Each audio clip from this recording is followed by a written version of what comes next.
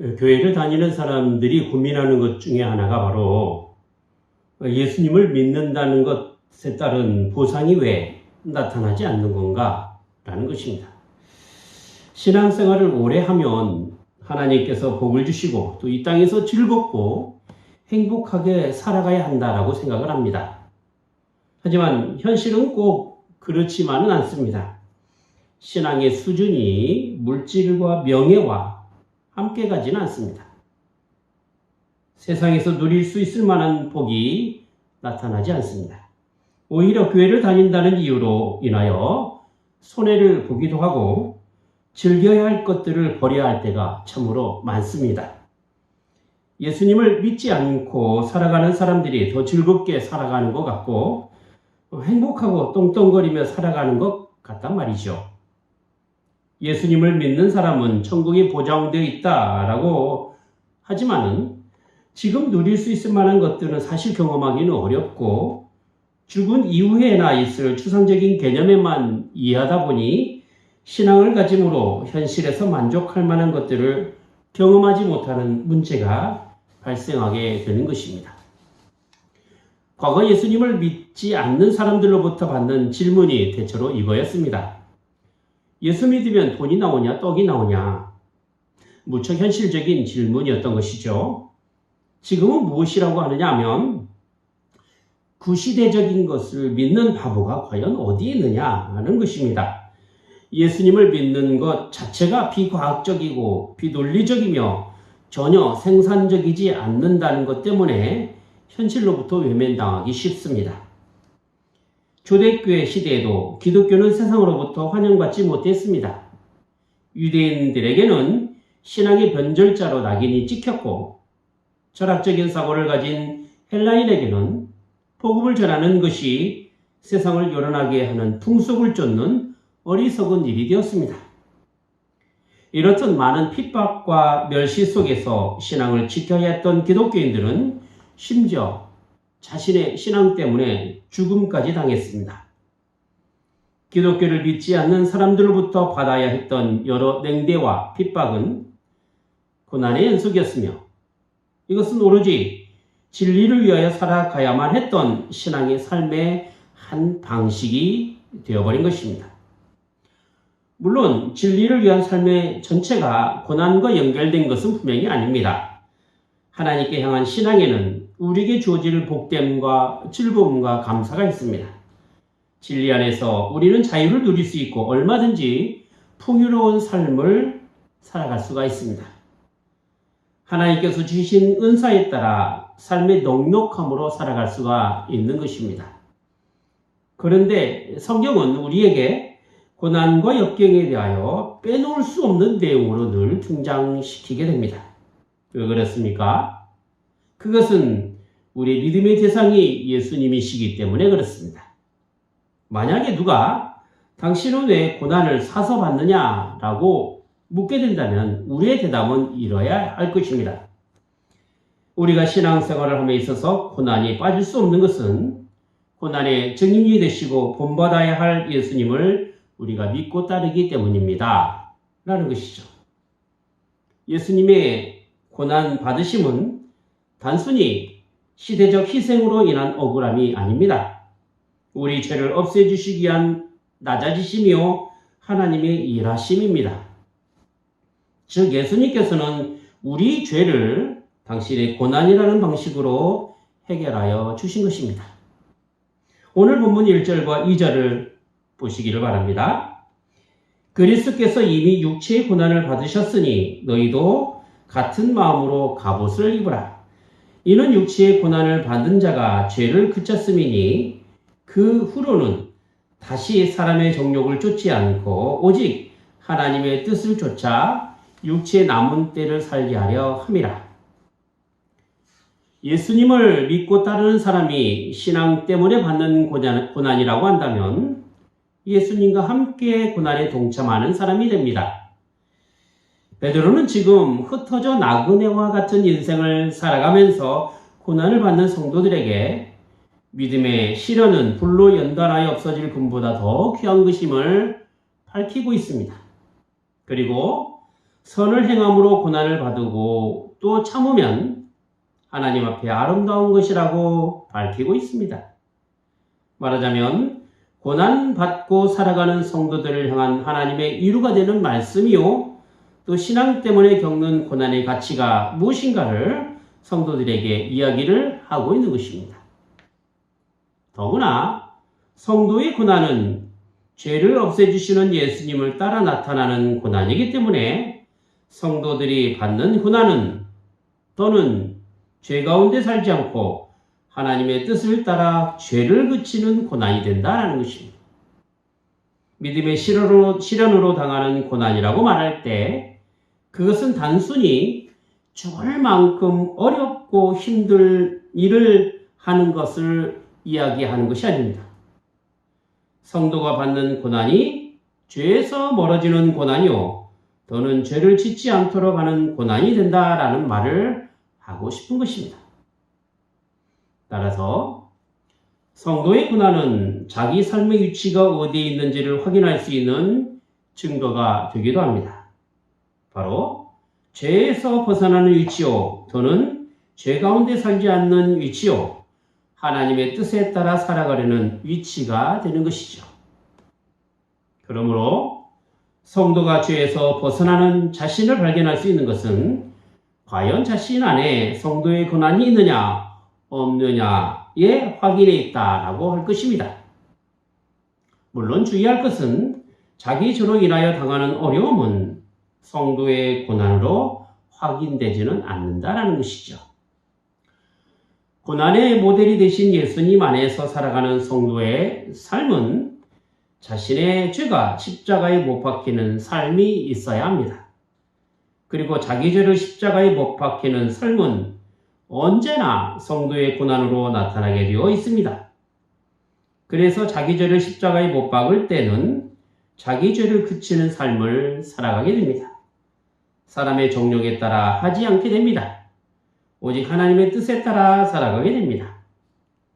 하지만 세상은 우리를 죄에 노출이 되도록 하여 죄를 짓게 하여 정욕에 따라 살아가도록 유혹한다는 것입니다. 그래서 하나님의 뜻에 어긋나는 삶을 살도록 만듭니다. 세상은 육신의 정욕과 안목의 정욕과 이생의 자랑으로 살아가기 때문에 언제나 죄와 밀접하게 관련되어 있고 결코 죄에서 벗어날 수 없는 삶을 살아가게 됩니다. 그러므로 성도의 고난은 세상의 정욕에 따른 유혹과의 싸움이요, 또 거룩해지는 싸움이요, 신령한 싸움이 되는 것입니다. 우리는 매일의 삶에 이런 성도의 고난을 겪고 있는 것입니다.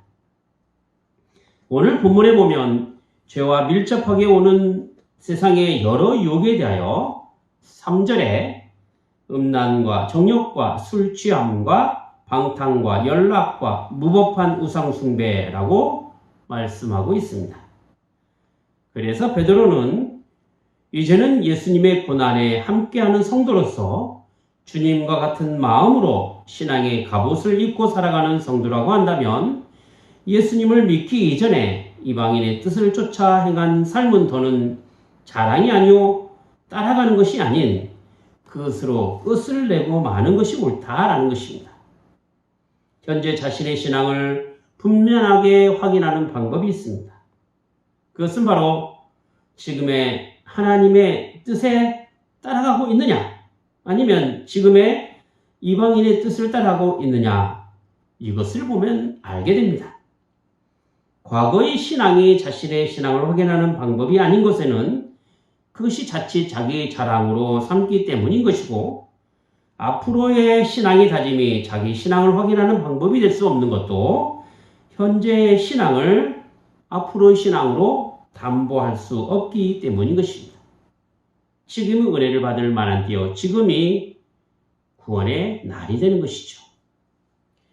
죄를 향한 삶은 오늘 말씀 3절에 있는 것처럼 음란하고 정욕적인 삶을 추구하며 술에 취한 삶도 죄를 향한 삶이 된다는 것입니다. 여기 음란은 단순히 비정상적인 성적 욕구만을 이야기하지 않습니다. 무절제와 무례함도 포함됩니다. 그래서 음란한 사람은 뻔뻔스럽고 오만하게 되는 것입니다. 정욕은 마땅히 지켜야 할 질서에서 벗어난 금지된 것에 대한 욕심입니다. 하나님께서 정해놓으신 질서를 지키지 않는 사람은 육신의 정욕대로 살아가는 사람입니다. 아담과 하와가 선악을 알게 하는 나무의 실과를 먹음으로써 하나님께서 정해놓으신 질서를 어기게 된 것은 육신의 정욕의 눈이 멀었기 때문인 것이죠. 술은 인간의 이성을 마비시키고 판단력을 흐리게 하여 자신의 죄된 습성을 그대로 드러내게 만듭니다. 방탕과 연락은 모두 술에 취해서 나타나는 현상들입니다. 그래서 술에 취하면 야단을 내면서 방탕하게 되는 것이고 흥청거리면서 연락하게 되는 것이죠. 죄를 그치는 삶은 다짐만 해서도 안 되고 전에 잘했다고 해서 되는 것도 아닙니다. 지금 하나님의 뜻에 따라가고 있느냐로 확인해야만 합니다. 여기는 신앙의 방향성이 매우 중요합니다. 우리의 몸과 마음이 어디로 향하여 있느냐에 따라서 삶이 자연스럽게 나오는 것입니다. 억지 신앙이라는 것은 우리의 몸과 마음이 아직 하나님께 향하여 전적으로 의지하지 않는 반증이 되기도 합니다. 열악한 상황 속에서도 자신의 신앙을 지킬 수 있었던 것은 그 신앙의 방향성이 하나님께 향하여 있었기 때문에 그렇습니다. 그래서 자연스럽게 고난을 받아도 기뻐할 수 있었던 것이고 심지어 죽음까지도 각오할 수 있었던 것입니다. 진짜 인생을 즐기는 사람은 나이 들어가는 것에 대해서 슬퍼하지 않습니다. 왜냐하면 육신은 비록 후퇴할지 몰라도 영은 날마다 새로워지기 때문에 그렇습니다. 마찬가지로 신앙을 즐기며 살아가는 사람은 고난을 받는 것에 대하여 슬퍼하거나 괴로워하지 않습니다. 왜냐하면 의를 위하여 고난을 받는 것이 복인 줄 알기 때문에 그렇지요. 자기 의를 드러내고 살아가는 사람들은 자기를 부인하고 살아가는 사람들의 삶을 이해하지 못합니다. 술에 취하고 방탕하고 연락하며 살아가는 사람들은 열심히 선을 행하고 살아가는 것으로 기뻐하는 사람들을 이해하지 못합니다. 마음이 가난해지고 온유한 성품을 가지고 의로운 일에 핍박을 받고 불쌍히 여기는 마음을 견지하며 살아가는 사람들의 삶을 자기 유익을 위하여 열심을 내며 살아가는 사람들은 결코 이해하지 못합니다. 4절과 5절을 보시겠습니다. 이러므로 너희가 저희와 함께 그런 극한 방탕에 다름질하지 아니하는 것을 저희가 이상히 여겨 비방하나 저희가 산자와 죽은 자 심판하기를 예비하신 자에게 직고하리라. 술에 취하여 극한 방탕함으로 살아가는 사람들의 눈에는 하나님께 향한 경건을 위하여 성도의 고난을 받고 살아가는 사람들을 이상하게 여길 뿐입니다. 세상의 기준은 술에 취하는 것에 있지만 성도의 기준은 성령을 충만하게 받는 것에 있습니다. 에베소서 5장 18절에 보면 술 취하지 말라 이는 방탕한 것이니 오직 성령의 충만을 받으라 라고 하였던 것입니다. 술에 취하는 것을 방탕으로 함께 여기서 이야기하고 있지 않습니까? 술에 취한 사람은 성령 충만할 수 없고 성령 충만한 사람은 술에 취할 수 없습니다. 왜냐하면 술의 취함과 성령의 충만함은 함께 할 수 없는 것이기 때문입니다. 여담으로 개신교와 천주교가 성경을 하나로 만들고자 해서 만든 것이 공동 번역본 성경인데 나중에 개신교에서 공동 번역본 성경을 쓰지 않기로 했던 것은 성경 번역 작업에서 번역하는 사람들이 술을 마셨다는 이유라고 합니다. 그만큼 술에 대하여 예민하게 반응하는 것이 개신교였고 우리나라 초기 개신교에서는 교회 헌법에 술에 대하여 엄격한 규칙을 정해 놓을 정도였습니다. 취중진담이라는 말이 있는데 술에 취한 사람이 진솔해지는 것은 이성적 마비와 판단력이 흐려져서 자기 감정에 따라 생기는 일시적인 현상이기 때문에 그것이 그 사람의 진심이 될 수는 없는 것입니다. 우리의 삶이 이 세상에 있는 것으로 끝나는 것이라고 한다면 애매하게 받는 고난도, 또 의를 위하여 받는 고난도, 선을 행함으로 고난을 받는 것도 아무런 의미가 없게 될 것입니다. 왜냐하면 성도의 고난이 아름다운 일이고 하나님의 뜻이요 구원을 받는 일이 되기 때문에 그렇습니다.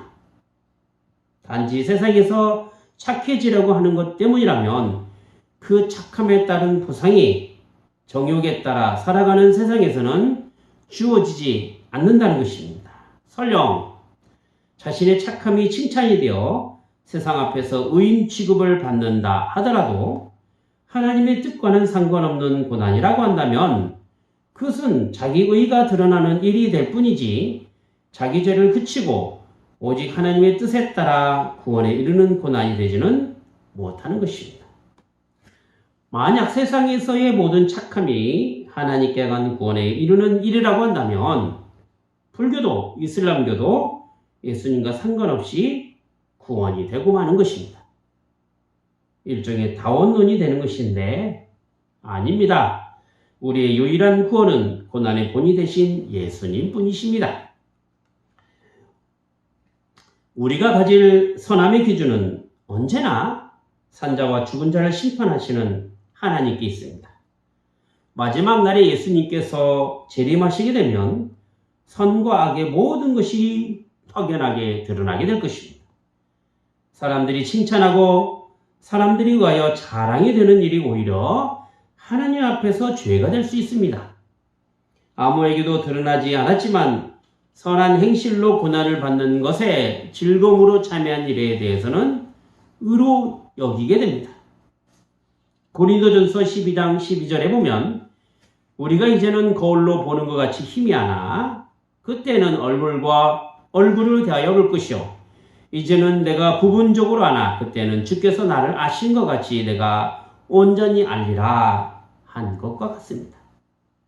온전하여질 때 비로소 우리의 고난은 영광스러운 생명의 부활로 나타나게 될 것이요 극한 방탕에 따라 세상의 즐거움으로 살아가는 사람들에게는 심판의 부활로 확연하게 나타나게 될 것입니다.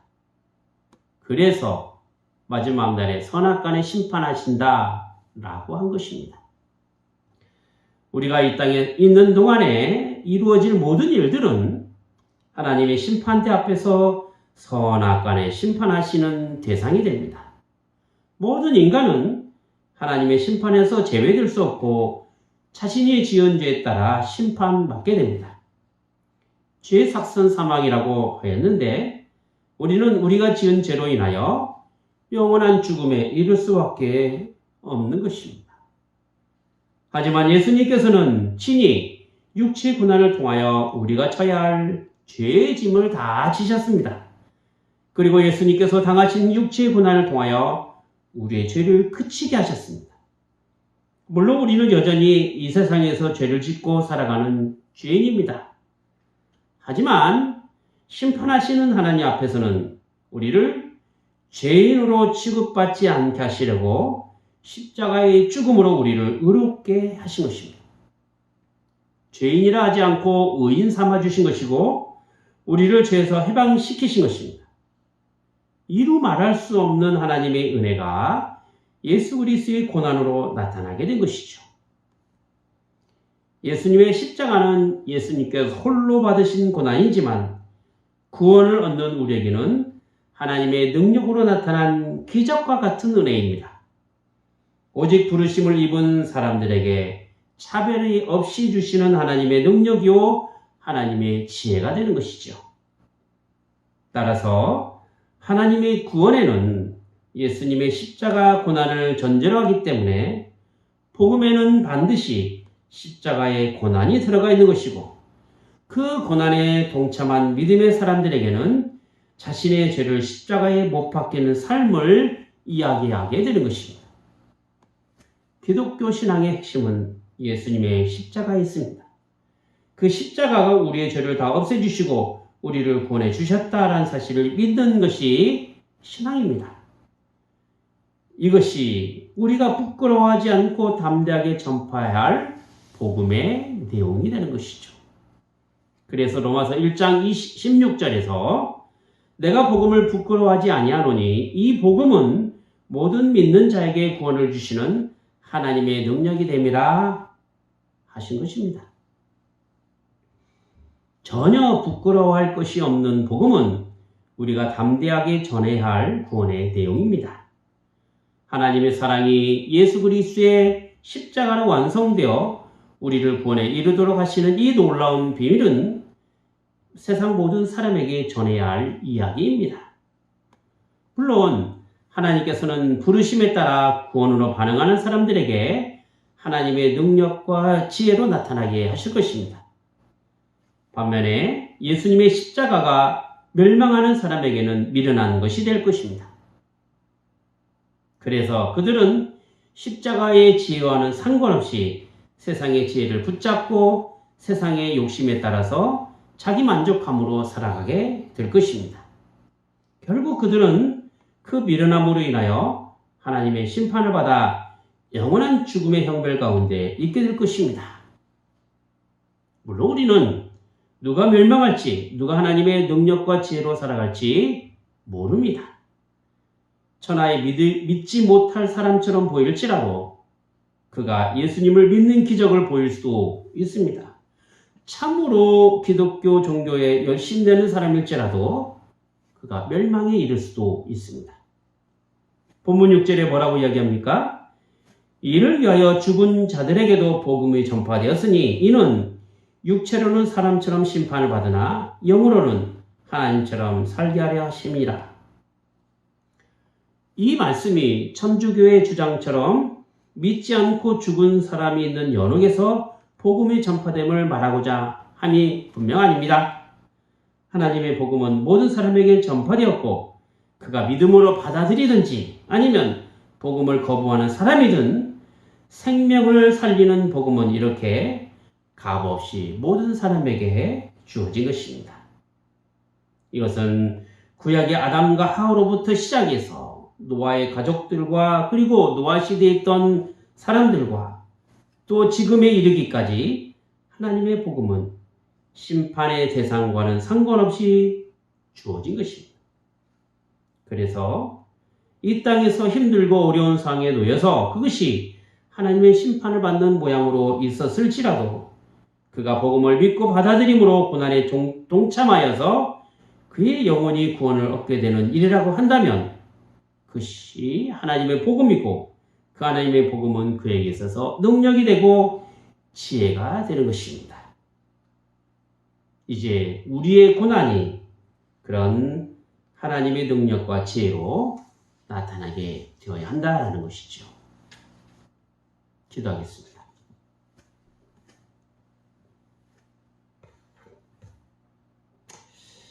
거룩하신 하나님 아버지, 세상이 줄 수 없는 하나님의 은혜는 오직 고난으로 우리를 구원하신 예수님의 십자가 사랑에 있사옵나이다.